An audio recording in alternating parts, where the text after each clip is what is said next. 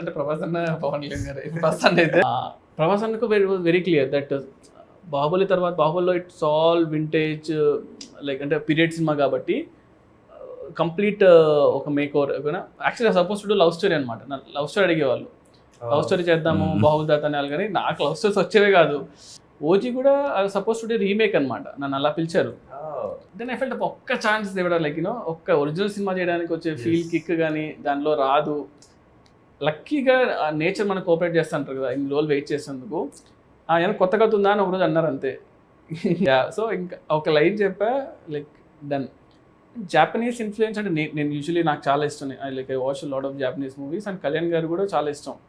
కళ్యాణ్ గారికి లైక్ కళ్యాణ్ గారు సన్నే కూడా Akira, like Akira Kurosawa director నుంచి పెట్టుకున్నారు. సో లైక్ అంటే like cinema is called OG కదా. So cinema is like Ojas Gambhira అన్నమాట, ఓజస్ గంభీరా.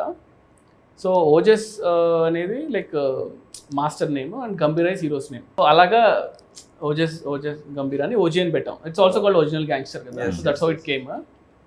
అండ్ ఆ జాపనీస్ ఇన్ఫ్లుయెన్స్ ఎట్లా సరే కళ్యాణ్ గారి సినిమాలో పెట్టాలని ఉన్నింది. అంటే ఆయన like I've seen his other movies like సాంగ్స్లో ఆయన పాపం పెడుతూ ఉంటారు. అంటే ఛాన్స్ లేకపోయినా కూడా ఈ tries to incorporate that in movies అన్నమాట. We expect some like NTR గారు అంటే ఇలాంటి ఒక బ్యాక్డ్రాప్ ఉంటే బాగుంటుంది, somewhere people will be there కదా.